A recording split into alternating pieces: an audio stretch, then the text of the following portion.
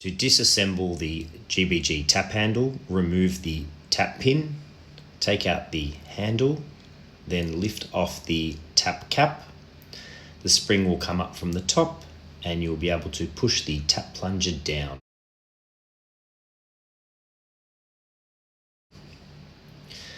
We will use food grade lubricant around the O-ring and the bottom tap seal to allow it to glide smoothly and last longer. We will put it in from the bottom so then we can see the groove in the tap area where the handle will go. We put the spring in the top, the cap will rest on top. Don't push this down because you will then not be in the position, and the tap handle should slide in. The trick here is to use a pinching motion to line up all three holes. The tap pin will go all the way through, and voila, your GBG tap has been assembled.